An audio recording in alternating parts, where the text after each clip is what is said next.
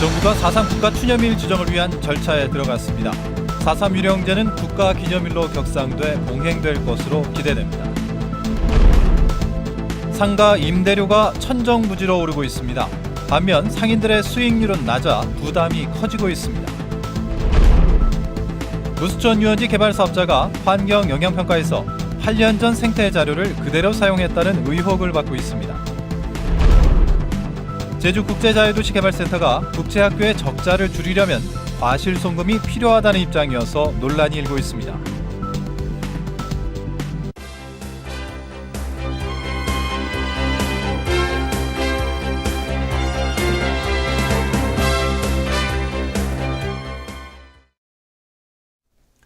시청자 여러분 안녕하십니까? 뉴스데스크 제주입니다. 제주 4.3 사건 희생자 추념일 지정이 가시화됐습니다. 정부가 추념일 지정을 위한 절차에 착수하면서 4.3 유령제는 국가 기념일로 격상돼 봉행될 것으로 기대됩니다. 김현선 기자가 보도합니다. 올해 4.3 66주년을 앞두고 희생자 추념일 지정을 위한 본격적인 절차가 시작됐습니다. 안전행정부는 대통령령인 기념일에 관한 규정 개정안을 입법 예고하기 위해 검토 작업에 돌입했다고 밝혔습니다. 40일간의 입법 예고 절차와 규제 심사, 법제처 심사를 거친 뒤 국무회의 등을 통과하면 대통령 재가를 거쳐 공포됩니다. 80일 내에 정도 이렇게 소요되리라 이렇게 저희들이 예상해서 2014년 4.53 이전에 이렇게 개정이 완료되리라 이렇게 예상하고 있습니다. 4.3 추념일 지정은 박근혜 대통령의 공약이었지만 이렇다 할 움직임이 없다가 지난해 8월 추념일을 올 4월 이전에 지정하도록 하는 부대 의견을 단 4.3 특별법 개정안이 공포되면서 가시화됐습니다. 4.3 유족들은 일단 오랜 세월에 걸친 유족들의 줄기찬 요구가 결실을 보게 된 것에 대해 반기는 분위기입니다. 복지 문제든가 4.3에 대해서 앞으로 그 예산 문제 같은 것도 조금 해결이 되리라 그렇게 좀 믿고 있고 상처라도 좀 아무는데 좀 도움이 될 걸로 그렇게 기대를 갖고 있습니다. 국가 추념일로 지정되면 4.3 유령제는 국가 주권 행사로 격상돼 봉행됩니다. 또한 4.3 유족들의 복지와 4.3 평화공원 3단계 사업 등 4.3에 대한 정부의 지원과 관심이 확대되는 계기가 될 것으로 보입니다. MBC 뉴스 김현선입니다. 제주도 내 영세 상인들은 가게를 빌려 쓰는 경우가 대부분입니다. 그런데 임대료가 빠르게 오르면서 전국에서 임대료 부담이 가장 높은 수준을 보이고 있습니다. 자영업자들의 고충을 박주연 기자가 취재했습니다. 스포츠용품 가게를 운영하는 홍인숙 씨. 6년 전 유동인구가 많은 이곳에 가게를 냈습니다. 하지만 비싼 임대료 때문에 걱정이 많습니다. 지난해 임대료가 50%나 올라 6년 전보다 갑절 늘었기 때문입니다.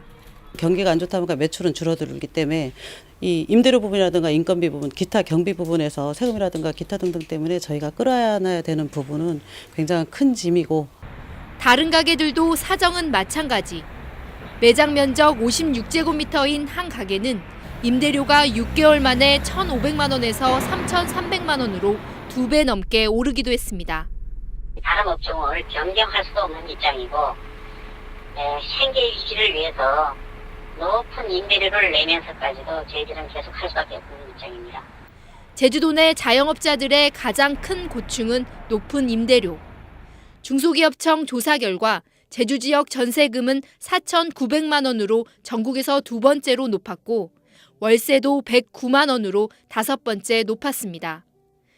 2003년부터 상가 임대차 보호법이 시행되면서 임대차 계약 기간은 5년으로 보장하고 있지만 임대료 인상을 제한하는 조항은 없습니다.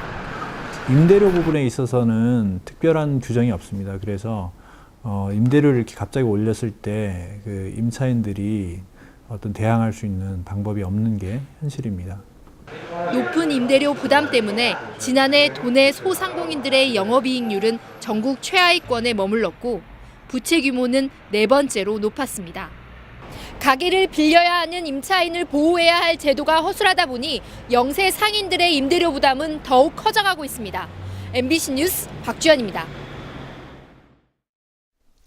제주시 칠성로가 차 없는 거리로 조성됩니다. 제주시는 올해 사업비 56억 원을 투입해 중앙로 금강재화 빌딩에서 탑동까지 360m 구간을 차 없는 거리로 조성할 계획이라고 밝혔습니다. 또 한국전력과 간선도로 주변의 전선을 지중화하고 간판 정비 사업을 함께 추진합니다. 수천억 원대의 빚더미에 올라있는 제주국제자유도시 개발센터가 올해부터 빚을 갚아 나가겠다고 선언했습니다. 그런데 영어교육도시의 적자를 줄이려면 국제학교의 과실송금이 필요하다는 입장이어서 논란이 일고 있습니다. 조인호 기자입니다. 제주국제자유도시개발센터의 총 부채는 6,775억 원. 여기에는 국제학교를 운영하는 자회사 해울의 부채까지 포함됐습니다. 특히 해울은 해마다 적자가 쌓여 자본금이 바닥나 파산 위기에 처했습니다. 김한욱 이사장은 올해부터 중국 기업의 땅을 팔고 면세점 매출액도 늘려 2017년까지 개발센터의 금융부채 2,300억 원부터 갚겠다고 밝혔습니다. 국제학교에 공짜로 땅을 주고 건물까지 지어줬던 영어교육도시 개발 방식도 바꾸겠다고 밝혔습니다. 순수 민간자본 유치 방식을 병행하는 2단계 국제학교 유치계획도 수립하여 재정적 안정을 바탕으로 영어교육도시의 완성에 큰 전진을 이뤄나가도록 하겠습니다. 문제는 국제학교에 투자를 요구하는 대신 돈을 벌면 본국으로 보내는 과실송금을 허용하겠다는 것입니다. 결국 학교가 돈벌이의 수단이 될 것이라는 반발이 만만치 않습니다. 경제 자유구역이라든가 그다음에 우리나라의 사립학교법이라든가 이런 곳에도 영향을 끼쳐서 결국 우리나라 전체의 공교육의 근간을 흔들지 않을까라는 그런 우려를 하고 있습니다.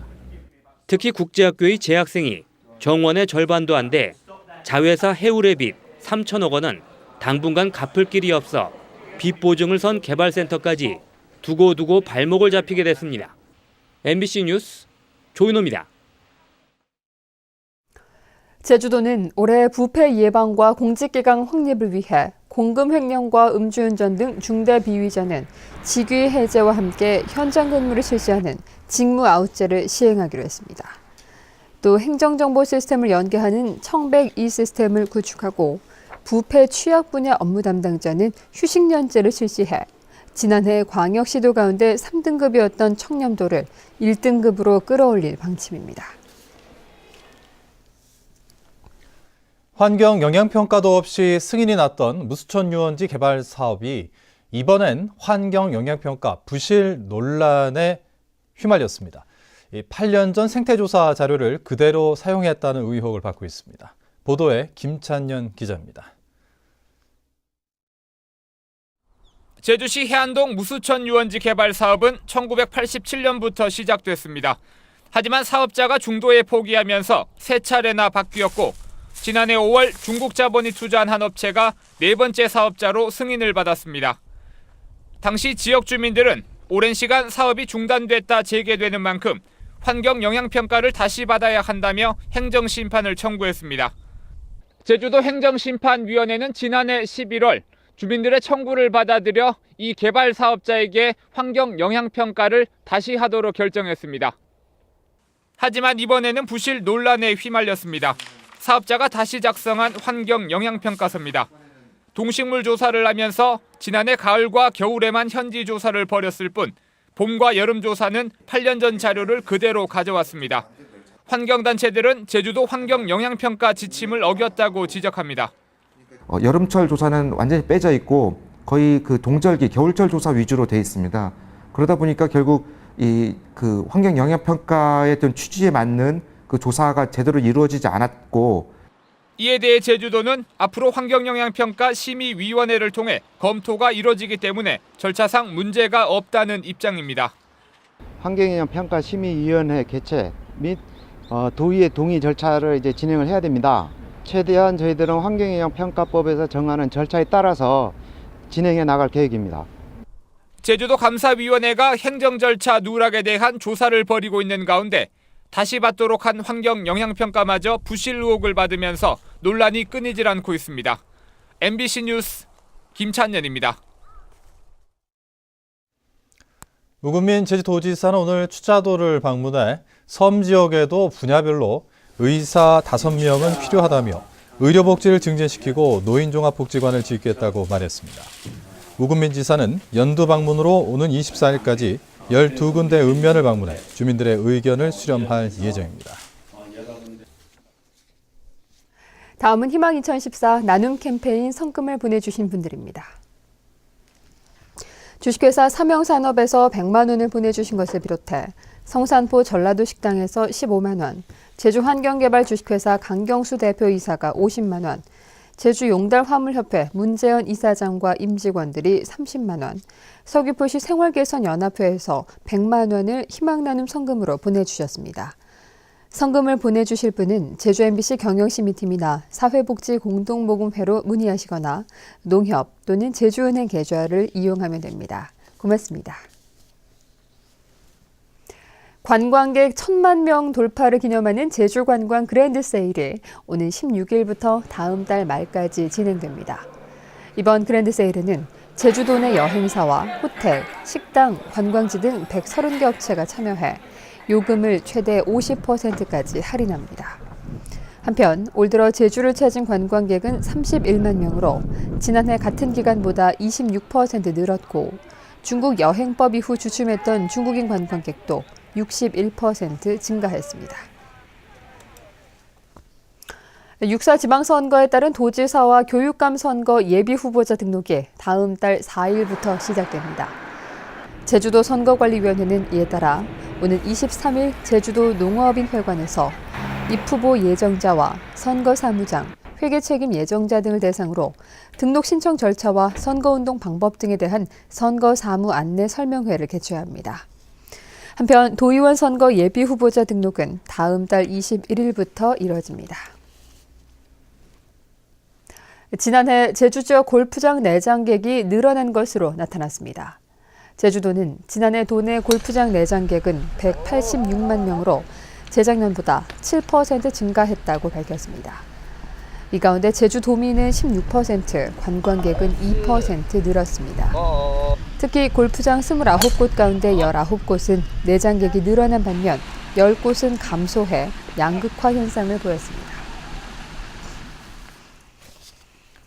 제주도의회 강경찬 교육의원은 오늘 도의회 도민의 방에서 기자회견을 열고 제주도 교육감 선거 출마를 공식 선언했습니다. 강 의원은 성적보다는 진정한 실력을 갖춘 인재를 양성하도록 교육과정을 운영하고 사회적 약자를 배려한 맞춤형 교육복지를 구현하겠다고 밝혔습니다. 강 의원을 포함해 교육감 선거 출마를 선언한 후보는 모두 4명입니다. 뉴스데스크 제주였습니다. 여러분 고맙습니다.